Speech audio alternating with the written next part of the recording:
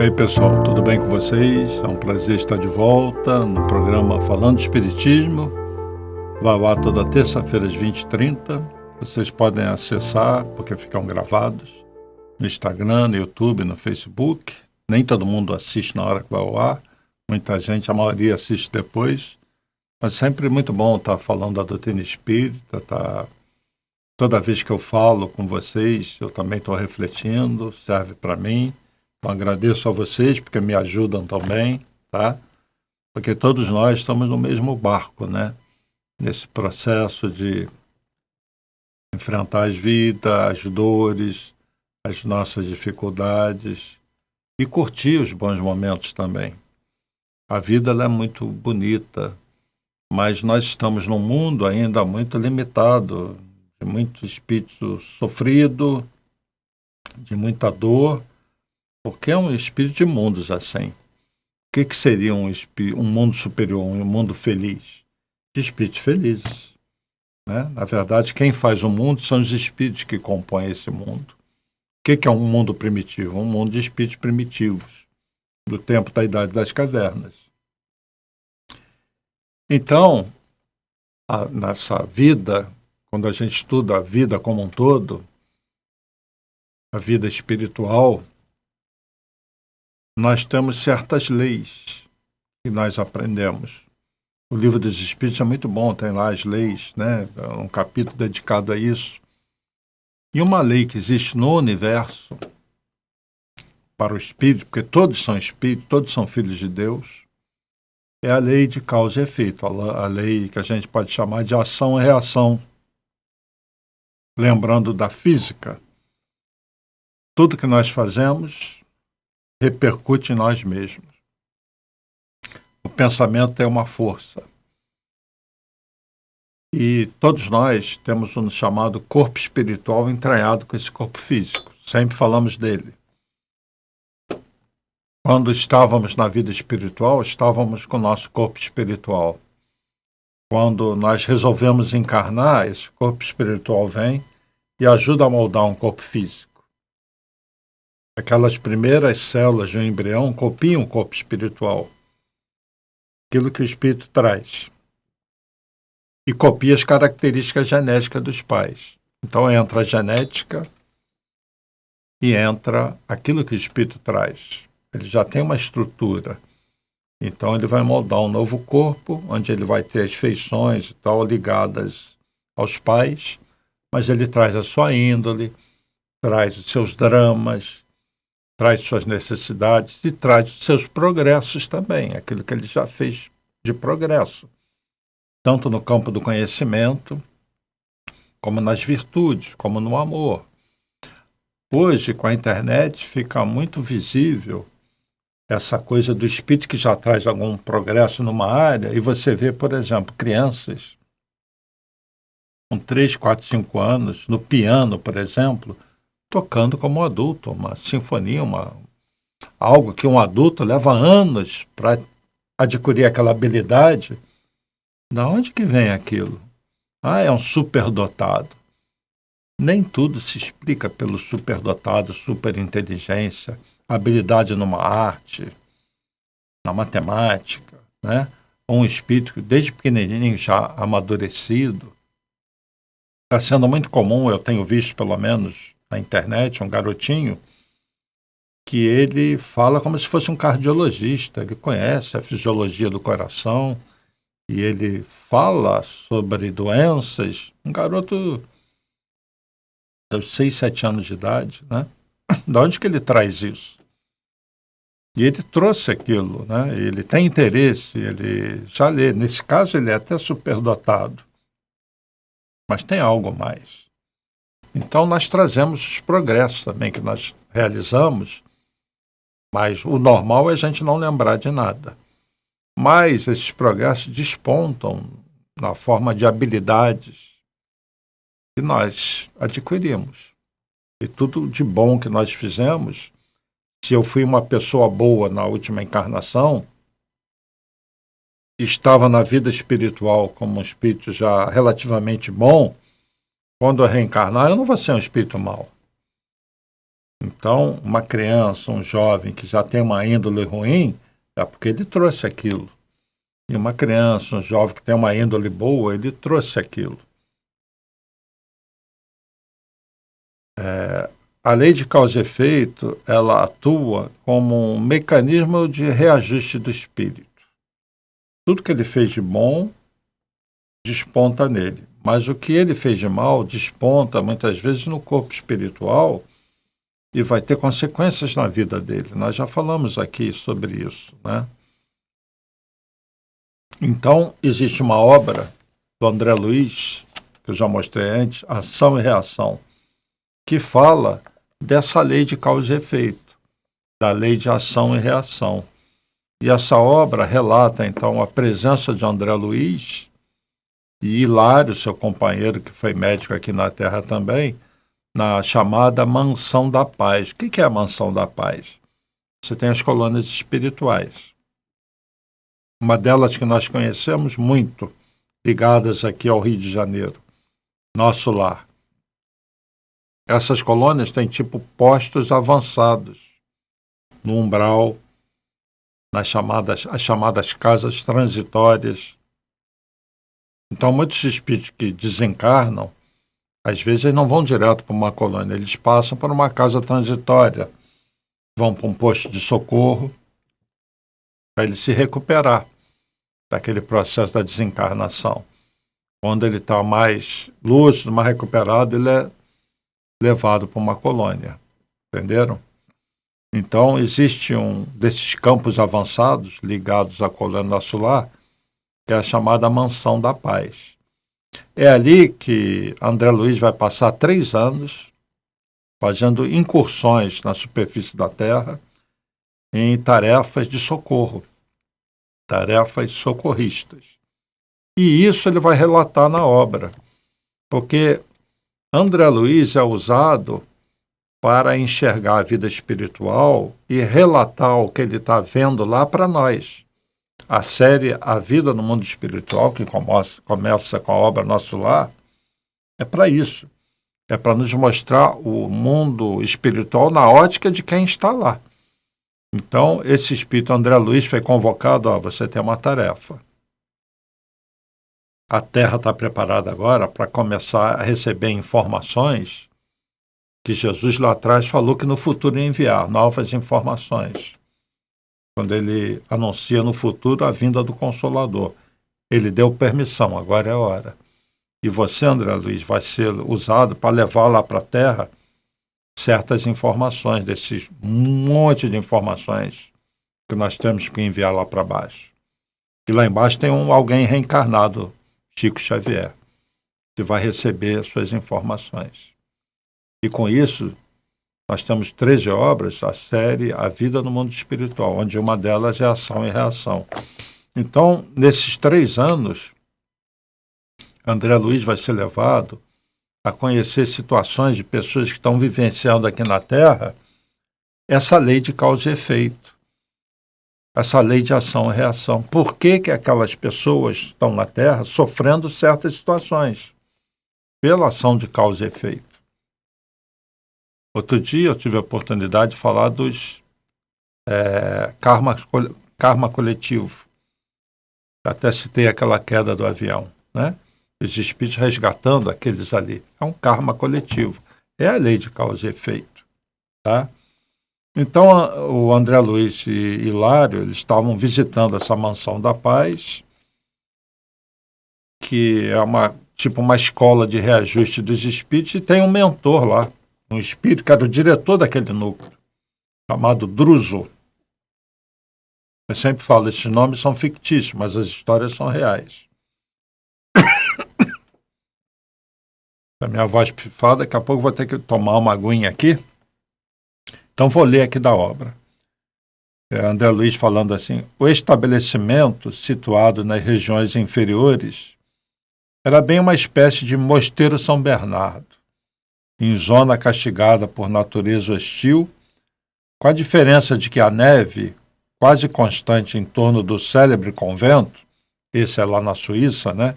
Encravado nos desfiladeiros entre a Suíça e a Itália, era ali substituída pela sombra espessa, que naquela hora se adensava, movimentada e terrível, ao redor da instituição, como se tocada por ventania incessante.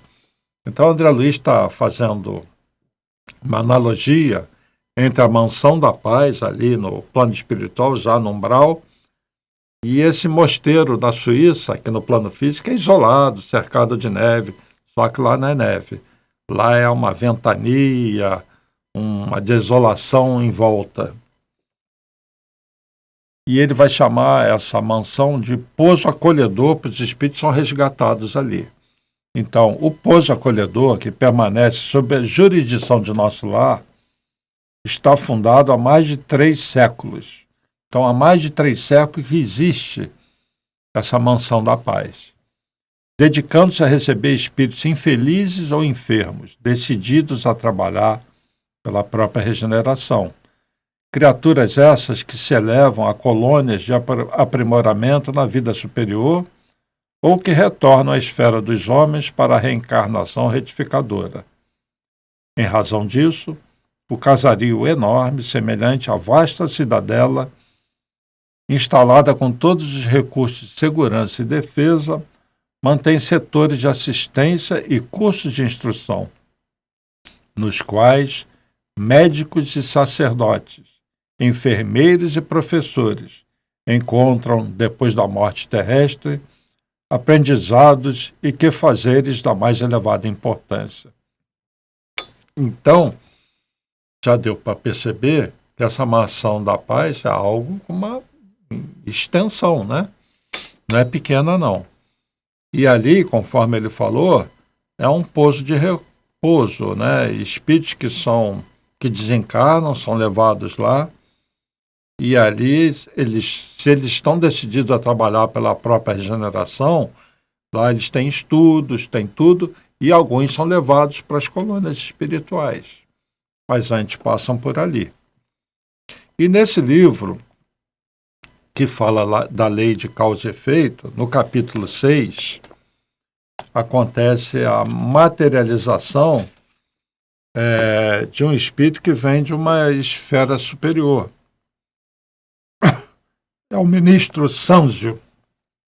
Vou beber uma água aqui, porque eu gravo assim um tempo e depois a voz começa a ir para o espaço. Então, licença.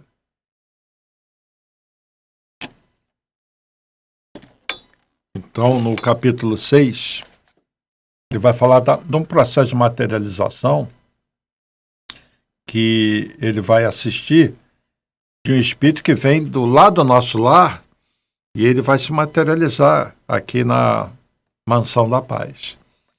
Então, André Luiz e o Hilário participam num círculo de oração, onde acontecem materializações de espíritos que vêm de esferas mais elevadas. Que interessante isso, né? Então você tem, no umbral, essa instituição, a Mansão da Paz, e lá tem um setor, uma câmara, onde os espíritos que vêm de esferas superiores vão se materializar ali. Por quê?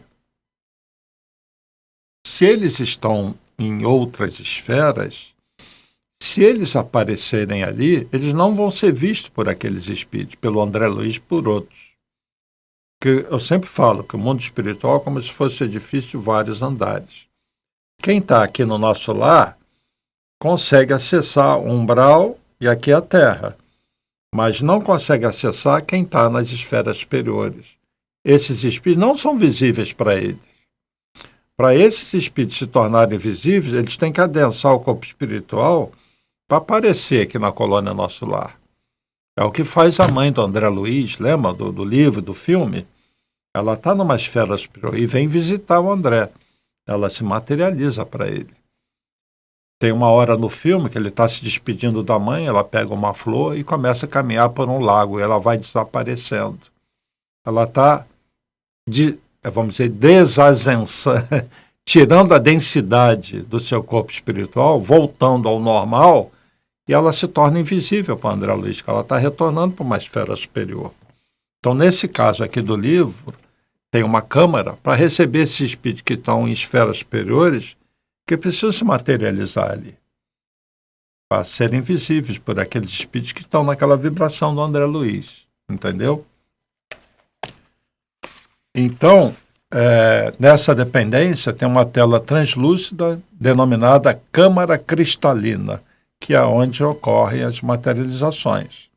Então, na presença do André Luiz e do Hilário, esse ministro Sâncio do nosso lar, que é do Ministério da Regeneração, ele vai se materializar e vai esclarecer várias dúvidas sobre essa lei de causa e efeito, que a gente pode chamar da lei do karma, que é um termo do sânscrito, né? Uma palavra hindu. E sobre o mecanismo da dor. E é interessante que ele vai classificar a dor, dor auxílio, dor evolução e dor expiação. É como a natureza da dor. Qual o objetivo da dor para aquele espírito?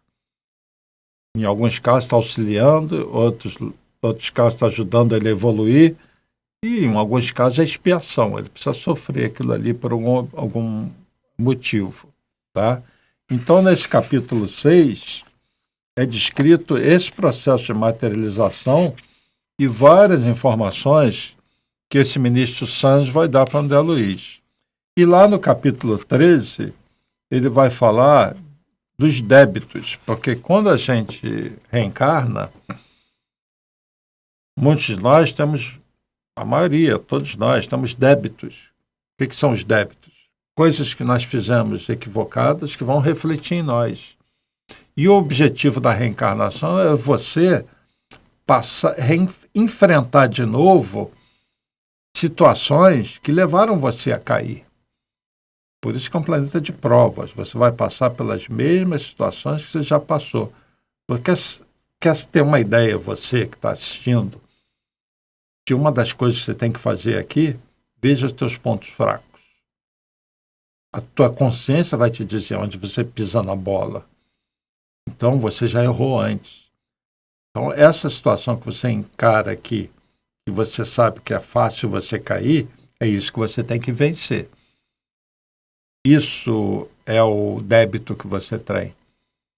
E você tem que consolidar o progresso, enfrentando aquela situação com uma certa frequência, até você consolidar o progresso, como diz Emmanuel. Tá?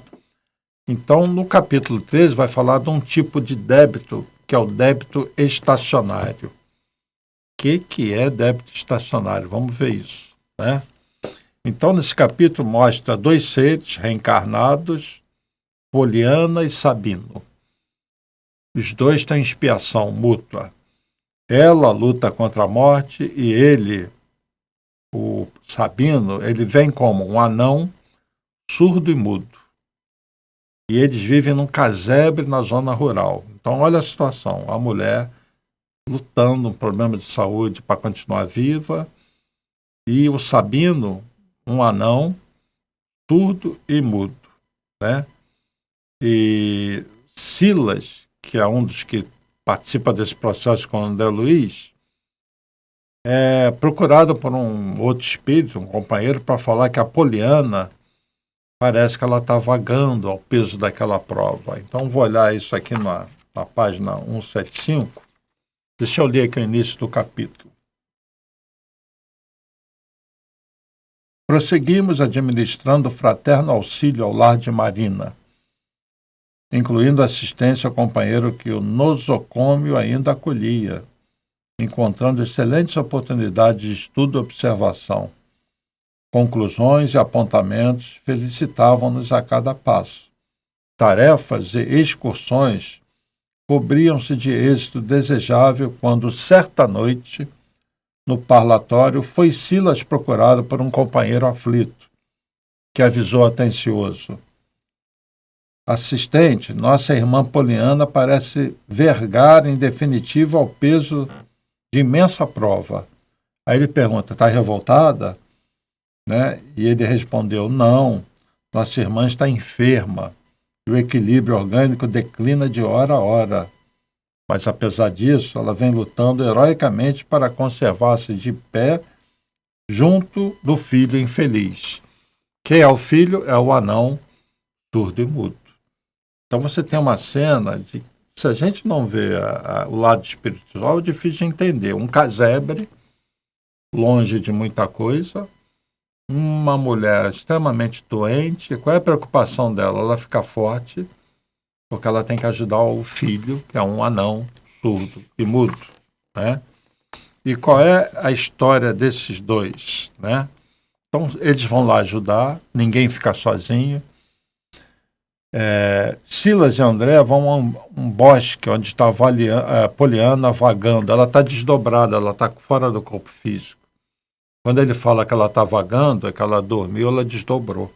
E ela está meio perdida, então eles vão lá ajudar esse espírito que está fora do corpo. Deitam ela na relva, né? Silas, então, faz uma prece e surgem 5 flamas, 5 chamas, né? Que se transfiguram em companheiros que saúdam André e Silas e buscam energias da natureza associadas aos fluidos de plantas medicinais, e Poliana se recupera e retorna ao corpo. André ficou emocionado com o que ele viu. Para quem não sabe, os espíritos que trabalham com os encarnados, isso acontece muito em trabalhos de tratamento, de cura. No MAP acontece isso. Nós temos uma substância que alguns exalam em maior quantidade, que é o ectoplasma, que vem das células do nosso organismo. Os espíritos captam esse ectoplasma. Mas eles vão na natureza e, da mesma maneira que acontece a mitose celular, a reprodução celular, que é uma das origens do ectoplasma, nos vegetais também as células se reproduzem. E existe um ectoplasma específico dos vegetais, que alguns chamam de ectofitoplasma, que eles captam também, e captam dos animais também. Então é como se fosse assim, uma farmácia de manipulação, onde ele pega esse ectoplasma das pessoas, dos animais e das plantas, da natureza, e trabalham aquilo com outras energias e usam aquilo para revitalizar o corpo espiritual e físico de pessoas que estão encarnadas. Então, no tratamento, o próprio MAP tem muito disso. Então, quem tem a visão, e eu já vi médicos com essa visão do lado de lá, eles veem os espíritos como se fossem panelões, taxas, é incrível isso, né? Manipulando substâncias, é uma farmácia de manipulação, e usando aquilo nas pessoas. Então, no caso aqui, eles usaram na Poliana, porque ela tem um filho, que é um anão, surdo, mudo, e ela precisa ainda de um tempo junto a ele, né? Então, Silas esclarece que o sono é um meio eficiente da cura, que as energias transferidas ao corpo espiritual de Poliana serão apressadamente assimiladas pelas células do corpo físico. Ela acorda, então, refeita e sorri, porque ela estava mal, né? E a gente sempre fala nos tratamentos, não só no MAP, mas na qualquer casa espírita, a pessoa vai no MAP, por exemplo, submete a um tratamento. Mas quando você voltar para casa hoje à noite, não deixa de fazer prece, né? Se possível, se alimenta com alimentação leve, faz prece antes de dormir. Porque o tratamento no MAP, na verdade, é uma etapa do tratamento. A pessoa vai dormir, ela vai desdobrar, e os espíritos vão lá tratar ela também, ela é desdobrada, entenderam? Então é muito importante no período, naquelas semanas onde a pessoa vai, ela entrar também num outro ritmo de vida, onde ela faz prece, principalmente ao dormir, porque ela tendo merecimento, ela se esforçando, a espiritualidade vai estar junto dela o tempo todo, principalmente quando estiver dormindo, porque é mais fácil para eles quando o corpo espiritual está desdobrado, fora do físico. As cirurgias que se faz para as pessoas que procuram tratamento são muito mais feitas no corpo espiritual do que no corpo físico. Por isso que não precisa cortar. Porque quando volta para a carne, as células estão se reproduzindo na mitose, começa com a mitose. E como elas são ligadas às células do corpo espiritual, se eles curam o corpo espiritual, aquela célula que se reproduzia doente passa a se reproduzir saudável, porque a espiritualidade tratou do corpo espiritual. Entenderam? Então o tratamento vai além daquele processo ali que acontece no MAP, que é uma etapa do tratamento, para quem tem uma doença física. E para quem tem algo emocional, no desdobramento, o mentor vem, trata aquela pessoa, conversa, e depois ela volta para o corpo, acorda no dia seguinte, ou ela não lembra de nada, ou vai lembrar assim, eu tive um sonho muito bem, estive com uma pessoa, e ela não se dá conta que ela estava desdobrada, sendo tratada, sendo ajudada. Então é isso que é descrito aqui. Então, ela volta para o corpo físico, a Poliana, e os dois, então, foram observar o corpo, né, orgânico do Sabino, que é o anão. Por fora, ele era uma máscara dolorosa de anormalidade e aberração. Eles vão olhar o filho da Poliana e falar, horrível, tadinho, né, uma aberração. Mas ambos foram auscultar o campo íntimo, a mente dele. E perceberam, então, que Sabino vivia totalmente distante da realidade. Então, eles não olharam apenas o Sabino por fora, foram na mente dele e viram um espírito ali perdido, né? Com a memória mergulhada em quadros estranhos. Então, ante a visão espiritual, né, eles conseguiam enxergar qual ele se sentia na verdade. Eles conseguiam perceber o que aquele anão, todo deformado, o que ele tinha no íntimo dele. E eu vou ler um parágrafo aqui da página 180, que eu anotei, que é o quadro mental desse Sabino, desse anão, filho da Poliana. Como é que ele estava? Demonstrando viver essencialmente distante da realidade, a memória de Sabino mergulhava toda em quadros estranhos. Corporificados ante a nossa visão espiritual, os pensamentos dele tomavam consistência, compelindo-nos a enxergá-lo qual se sentia em verdade. Víamo-lo em trajes de palaciano bem posto, influenciando pessoas categorizadas para a consumação de crimes ocultos, a culminarem sempre na flagelação do povo. Quer dizer, quando eles penetram na mente de Sabino e viram uma pessoa que vivia no palácio, rico, portanto, poderoso, influenciando os outros e causando mal aos outros. Viúvas e órfãos, trabalhadores humildes e escravos misérrimos desfilavam nas telas de suas complicadas recordações. Palacetes aristocráticos e mesas opíparas constavam por detalhes faustosos das lembranças que lhe povoavam o espírito. E ao seu lado, isso aqui é muito importante, sempre a mesma mulher, cujo porte soberbo revelava a Poliana, aquela mesma Poliana que jazia inerme na esteira de palha. Assombrados, identificávamos ambos cercados de luxo e ouro, manchados, porém, de sangue, ao qual se faziam plenamente insensíveis. Já deu para sentir o drama, né? Eles reencarnaram, mas eles já têm uma história juntos há um tempo. E nessa existência que eles estão vislumbrando, quando mergulham na mente de Sabino, vê os dois no palácio, cheio de ouro, muito ricos, muito poderosos, mas massacrando as pessoas, escravizando pessoas. Sabino, o fidalgo orgulhoso, não tomava conhecimento de Sabino, o anão paralítico. Aquele Sabino que vivia dos palácios, né, estava distante do Sabino paralítico, aquele anão surdo e mudo. Em absoluta introspecção, revivia o pretérito, com requinte de egolatria, demonstrando-se na posição do homem iludido por mentirosa superioridade à frente dos semelhantes. Quer dizer, intimamente ele ainda vivia aqueles quadros. É incrível isso, né?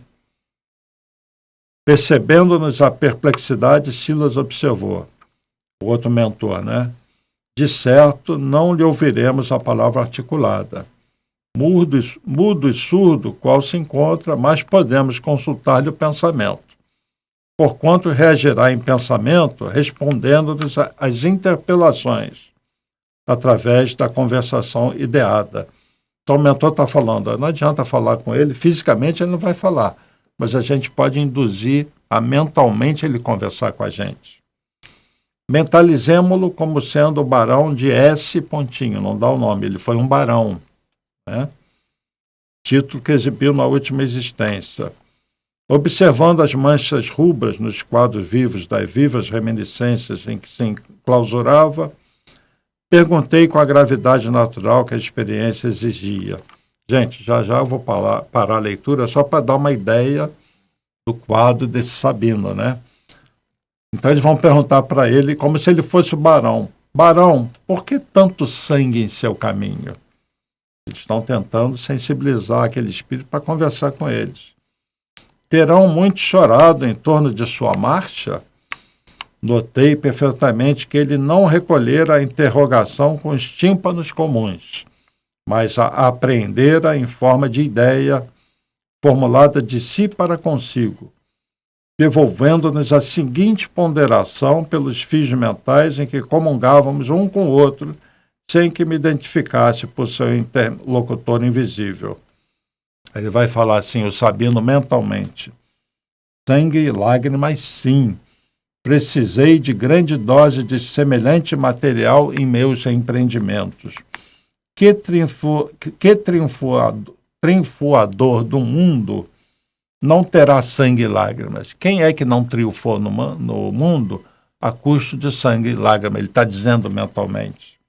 Na base das pirâmides da fortuna ou da dominação política em que todos eles se apoiam.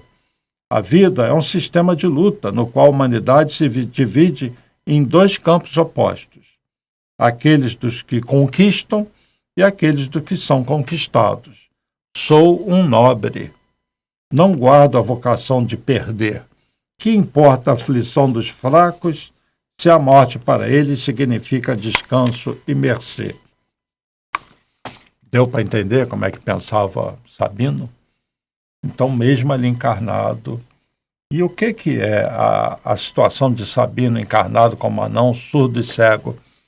Ele criou muitos inimigos, ele está aprisionado no corpo, como uma defesa para ele. E ele está passando por uma expiação. É diferente de passar por uma prova. Esse espírito não é que Deus o castigue. Ele reencarna e ele reflete nele os pesadelos em que ele vive. Então, para a proteção dele, ele vem como anão, surdo e mudo, porque se tiver a capacidade de falar, ele ainda vai ofender os outros. Se tiver força, um corpo forte, ele vai continuar querendo conquistar os outros. Então, dessa vez, ele vem como um anão, surdo e mudo. E isso é uma mensagem para quem hoje vive no poder, escravizando os outros. Eu vou falar de uma coisa triste, mas todo mundo sabe, políticos que têm tudo e que dominam, escravizam, maltratam, juízes, pessoas com influência que se acham donos do mundo. São os futuros seres nessa condição de Sabino, são os futuros Sabinos, né? E talvez muitos não reencarnem na Terra, vão reencarnar no mundo primitivo, porque nós estamos no momento do basta. Olha, não adianta reencarnar na Terra, porque tem outro projeto para a Terra. Você vai para um outro mundo. Então vai reencarnar numa condição muito pior que a do Sabino, para aprender, não como castigo, tá? E essa história continua, e ele vai dizer assim, Sabino é um problema de débito estacionário, porque jaz em processo de hibernação espiritual. Por isso que é um débito que ainda não pode ser plenamente saldado. Ele está hibernando espiritualmente. Deixa ele um tempo preso na carne, porque ele está vivendo essas coisas, essa catarse, e um dia ele vai despertar. Então, essa reencarnação para ele é para ele ir processando isso e ficar isolado. No mundo espiritual, ele vai dar trabalho. No mundo físico, se ele vem normalmente, ele vai dominar os outros de novo. Deixa ele isolado nesse corpo aí, entenderam? A lei de causa e efeito, a lei de ação e reação. Então, a Poliana, a mãe dele, não é alguém que deu azar. Aquilo ali não é castigo de Deus. Agora, ela deve ter progresso que ele não teve. Então, ela ainda vem numa condição boa e vem como missão de cuidar dele. Porque os dois vinham reencarnando e fazendo um monte de bobagem juntos. Então, entenderam como funciona a lei de ação e reação, a lei de causa e efeito? Isso vai longe, gente. E quais são os nossos débitos? Se alguém aí tiver um filho, algum parente que tem uma deficiência, tem muito a ver com isso, claro que tem, né? Agora, nós não podemos olhar o débito dos outros, temos que olhar o nosso. Então, o que vocês têm de ainda que não está muito bem com vocês? Será que todo mundo está com consciência tranquila? Será que todo mundo que vai desencarnar vai para o nosso lar mesmo, ou para uma colônia superior? Ou tem muito débito e não quer reconhecer isso, não se conhece, não busca se conhecer e fica se iludindo? Aí é que eu falo. Cabe a cada um parar, pensar na vida, olhar para dentro de si e conhece a ti mesmo. E trabalhar isso. Então, a nossa reencarnação, vocês estão me assistindo, eu também, é o tempo da gente parar e dar mais seriedade a essa questão espiritual do que nós estamos fazendo aqui hoje. Porque se todo mundo é levado ao conhecimento espiritual, e vocês são, tem um objetivo isso. Vocês já estão preparados para dar um passo a mais. Depende de quem? De vocês. Deus não quer que ninguém sofra. Então, o passo que a gente tem que dar é de fazer brilhar a nossa luz, tema do programa passado.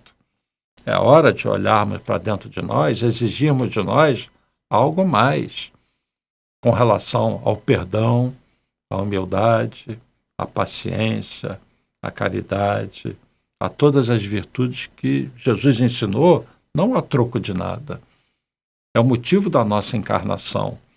Então, que nós tenhamos uma encarnação não de débitos que a gente não consiga processar.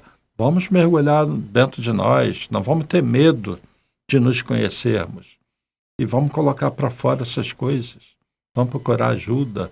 Eu sempre falo, às vezes um psicólogo, um psiquiatra ajudam. Mas a casa espírita faz o trabalho no lado espiritual. Então confie na espiritualidade.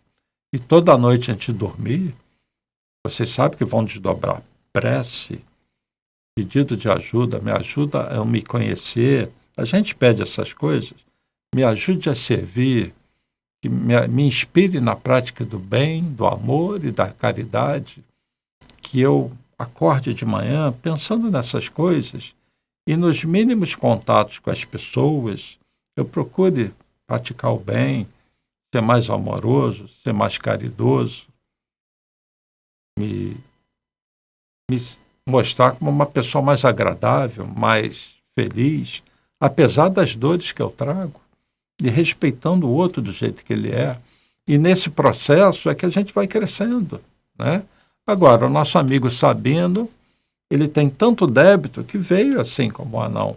E muitos reencarnam, quando não reencarnam deformados, às vezes vem uma doença séria, e a pessoa pensa que está sendo castigada, não é, por bem da pessoa. Então, se alguém aí no futuro enfrentar uma doença mais séria, força, fé, isso vai passar. Isso não é castigo, é para o teu bem. Agora, faça de tudo para ser curado, vá na casa espírita, mas não se revolte contra Deus. Bem-aventurados os aflitos, pois serão consolados, né? Então, vamos cuidar de nós, vamos cuidar disso aqui, dos sentimentos, e aproveitar isso aqui que o conhecimento espírita nos traz, para a gente se transformar, para a gente realmente buscar uma libertação, expansão de consciência. E realmente podemos ascender espiritualmente e nos tornarmos mais felizes, né? Então, que cada um faça brilhar a sua luz dentro do seu meio de convivência, que aproveite a vida, porque a lei de causa e efeito atua para todo o bem que a gente faz também. E atua de forma muito intensa. Então, que Jesus abençoe a todos vocês, os lares de vocês, dê muita força para todos.